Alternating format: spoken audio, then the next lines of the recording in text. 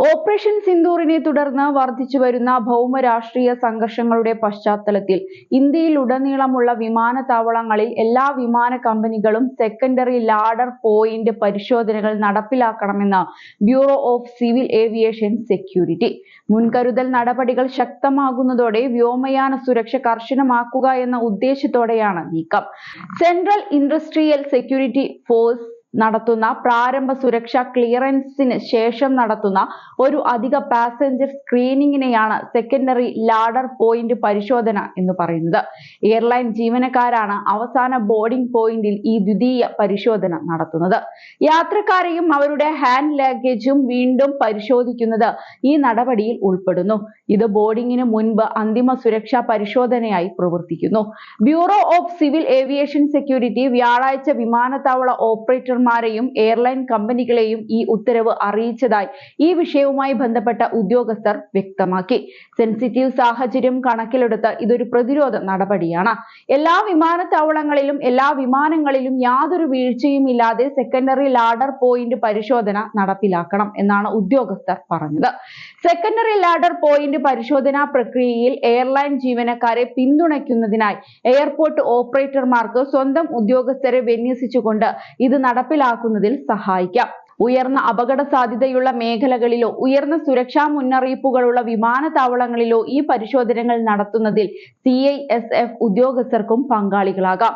നിലവിലെ ഇന്ത്യ-പാകിസ്ഥാൻ സാഹചര്യത്തിന്റെ സ്വഭാവം കണക്കിലെടുക്കുമ്പോൾ യാത്രക്കാർക്കിടയിൽ അനാവശ്യ പരിഭ്രാന്തി സൃഷ്ടിക്കാതെ കർശനമായ സുരക്ഷ ഉറപ്പാക്കാൻ സംയുക്തമായ പരിശോധനയാണ് നടത്തുക എന്ന് വിമാനത്താവള ഉദ്യോഗസ്ഥർ പറഞ്ഞു.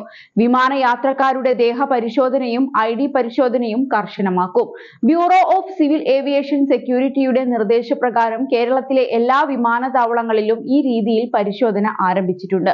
എല്ലാ വിമാനത്താവളങ്ങളിലും 100% CCTV കവറേജ് ഉറപ്പാക്കണമെന്നും വിമാനങ്ങളിലും കേറ്ററിംഗ് സംവിധാനങ്ങളിലും പരിശോധന വേണമെന്നും അറിയിച്ചിരിക്കുകയാണ്.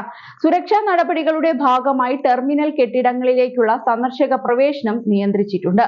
ആവശ്യാനുസരണം എയർ മാർഷലുകളുടെ വിന്യാസവും നടത്തുമെന്ന് സിവിൽ ഏവിയേഷൻ മന്ത്രാലയ വൃത്തങ്ങൾ കൂട്ടിച്ചേർത്തു.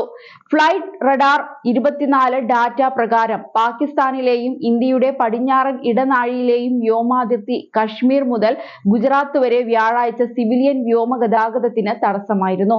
വർദ്ധിച്ചുവരുന്ന സംഘർഷങ്ങളുടെ പശ്ചാത്തലത്തിൽ മിക്ക വിദേശ വിമാന കമ്പനികളും അവരുടെ വിമാനങ്ങൾ വഴിതിരിച്ചുവിട്ടു. അതേസമയം നിലവിലെ സാഹചര്യത്തിൽ വിമാനത്താവളങ്ങളിലെ സുരക്ഷ വർദ്ധിപ്പിച്ചതിനാൽ രാജ്യത്തെ എല്ലാ വിമാനത്താവളങ്ങളിലും 3 മണിക്കൂർ മുൻപെങ്കിലും യാത്രക്കാർ എത്തണമെന്ന് എയർ ഇന്ത്യ, ആകാശ എയർ, ഇൻഡിഗോ എന്നീ വിമാന കമ്പനികൾ ആവശ്യപ്പെട്ടു. അതേസമയം രാജ്യത്തിന്റെ വിവിധ ഭാഗങ്ങളിലുള്ള 27 വിമാനത്താവളങ്ങൾ അടച്ചിട്ടിരിക്കുകയാണ്. ജമ്മു ആൻഡ് കാശ്മീർ, ലഡാക്ക് മേഖലകളിൽ ശ്രീനഗർ, ജമ്മു, ലേ എന്നീ വിമാനത്താവളങ്ങളും പഞ്ചാബ് മേഖലയിൽ അമൃത്സർ, ലുധിയാന, പട്യാല, ബതിൻഡ, ഹൽവാര, പത്താൻകോട്ട് എന്നീ വിമാനത്താവളങ്ങളും ചണ്ഡീഗഡ് മേഖലയിൽ ചണ്ഡീഗഡ് വിമാനത്താവളവുമാണ് അടച്ചിട്ടിരിക്കുന്നത്.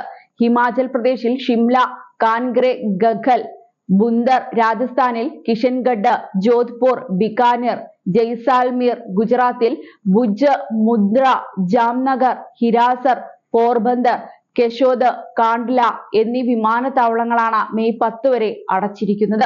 അതേസമയം ഓപ്പറേഷൻ സിന്ദൂറിന് പിന്നാലെ തിരിച്ചടിക്കാനുള്ള പാകിസ്ഥാന്റെ ശ്രമം ചെറുത്തിരിക്കുകയാണ് ഇന്ത്യ. പാകിസ്ഥാന്റെ വ്യോമ പ്രതിരോധ റഡാർ സംവിധാനം ഇന്ത്യൻ സൈന്യം തകർത്തു. ഡ്രോണുകളും മിസൈലുകളും ഉപയോഗിച്ച് വടക്കൻ പടിഞ്ഞാറൻ ഇന്ത്യയിലെ നിരവധി സൈനിക കേന്ദ്രങ്ങളെ ആക്രമിക്കാനുള്ള പാകിസ്ഥാന്റെ ശ്രമങ്ങളെയാണ് ഇന്ത്യ തകർത്തത്. പാകിസ്ഥാന്റെ മിസൈലുകളും ഡ്രോണുകളും ഇന്ത്യൻ സൈന്യം നിർവീര്യമാക്കി.